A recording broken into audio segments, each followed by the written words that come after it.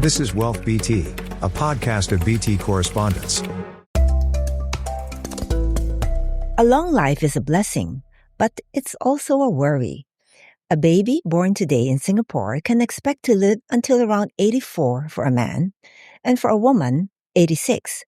But those are just statistics. The reality is we're likely to live far longer than 84 or 86. Earlier this year, it was reported that today there are around 1,500 people in Singapore who are 100 or older. That's up from around 1,200 in 2015. Living to 100 means 30 to 40 years in retirement. How prepared are you? What does it take to achieve retirement adequacy? Welcome to WealthBT, part of the BT Correspondents family of podcasts. I'm Genevieve Cua, Wealth Editor of the Business Times. With me today is Hui-Jian, Chief Executive of Manulife Investments in Singapore. Welcome, Hui-Jian. Thank you for joining us. Thank you, Jen. Hui-Jian, Manulife has just published a report on what makes a strong retirement system. It says there are 5 defining qualities. What are they?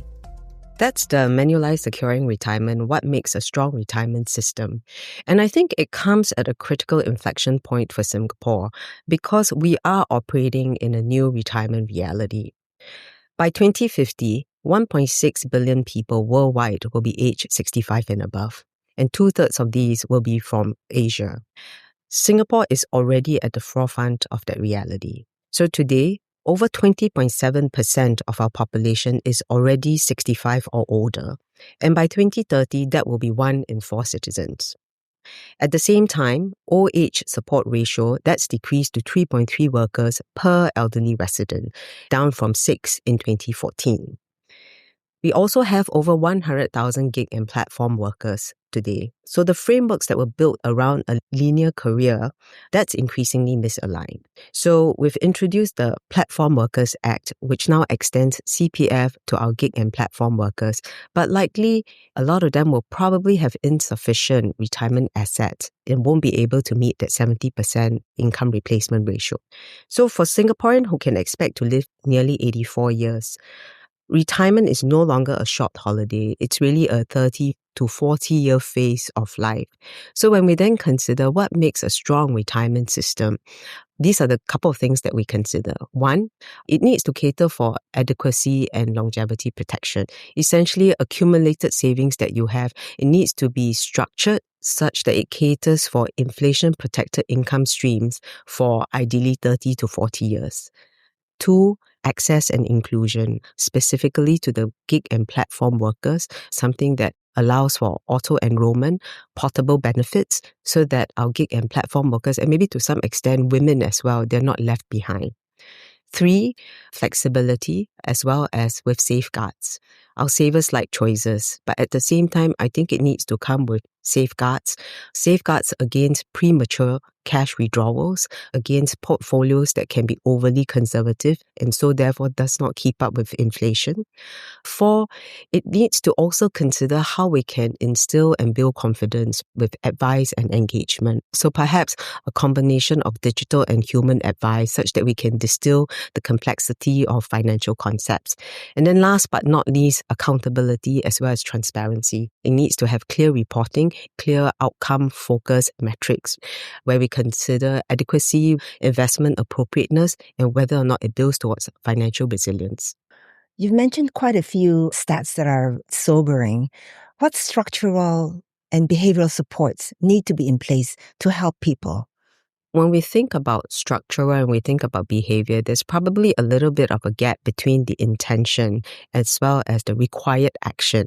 Let's unpack first what are some of the structural factors. So on average, Singaporeans were expected to live to at least 84 years.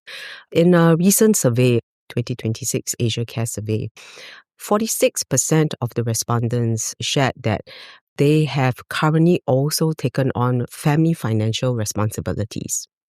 And then another 62% have shared that this has in turn delayed their financial preparedness for retirement planning.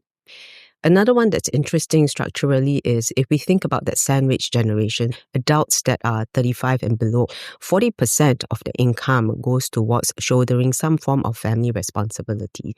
So in Singapore, we have the CPF system, which is a strong system and provides basic retirement needs.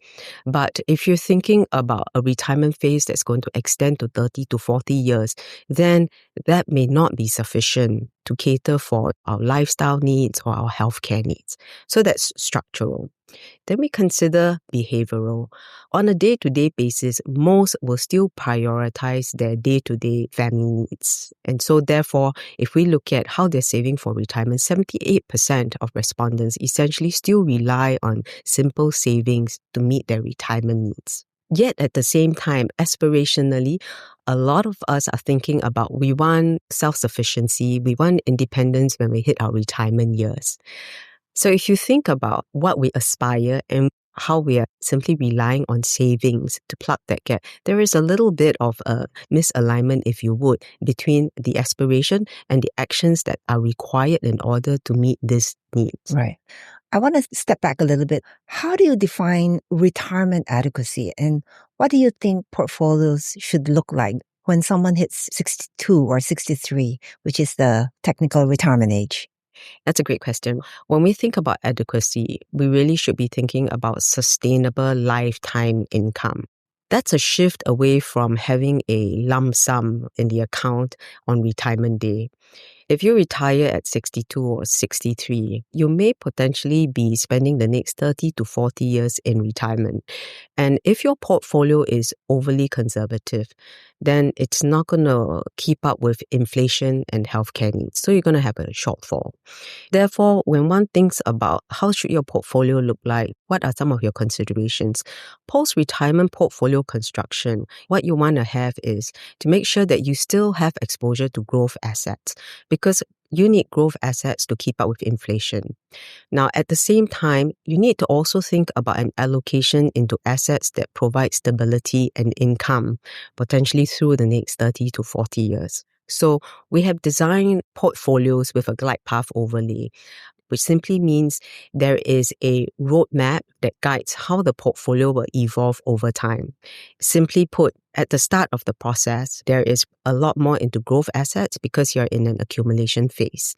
And then as the client nears retirement, it then starts to shift towards stable and income assets. Now, the key here is this transition happens progressively and it's not abrupt. So it's gradually over time when that shift happens. Still to come, default options are important in the retirement system. One of those default choices is usually cash or a cash alternative. But is cash a sound option even for older people? Market Focus Weekly, now hosted by Howie Lim. A sharp weekly deep dive into what's moving markets in Singapore and across the region. With analysts and market insiders to break down the forces shaping the week ahead. New episodes every Friday, powered by the journalism of the Business Times. Find Market Focus Weekly wherever you get your podcasts. And now, back to WealthBT, a podcast of BT correspondents. Welcome back.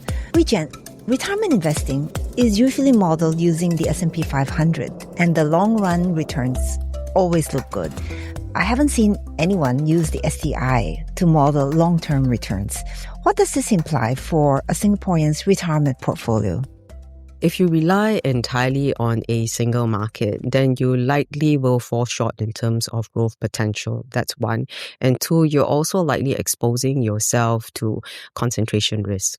So for Singaporeans who are retiring, and if you're thinking your portfolio allocation should be localized and very narrowly focused in a particular market or asset class, in all likelihood, you'll probably have a shortfall in terms of your outcome. Instead, what one should consider is to have global diversification across multi-assets. We've done some studies here.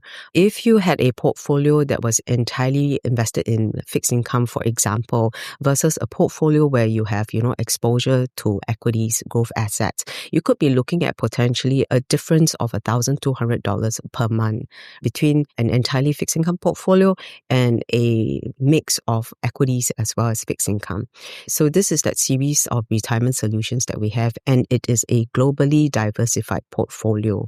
And it basically applies institutional grade global strategic asset allocation metrics. Right? It's got a mix of global equities, thematic equities, global fixed income, as well as real assets and commodities like gold.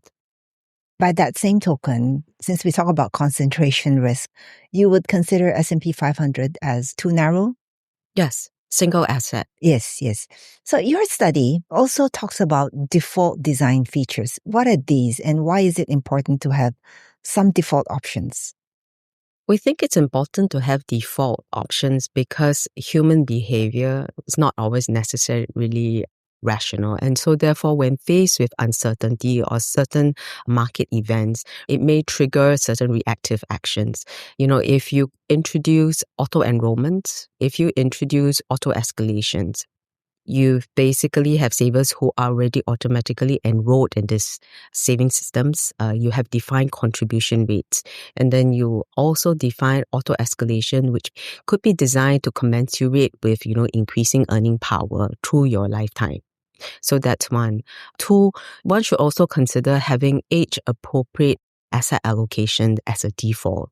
This would be asset allocations that takes into account, what is your target date? Is it 20 or 30 years to retirement, for example? Institutional grade, professionally managed. So the CPF earlier this year announced that it will, in a couple of years, launch glide path portfolios for the CPF members. What do you think this adds to the landscape?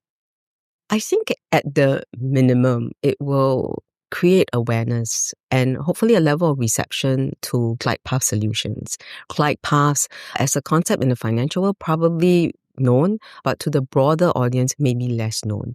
So I think it will bring a certain level of elevated education and understanding as to why it is important when one considers investments and asset allocation, that there is a way for us to do this systematically and gradually over time.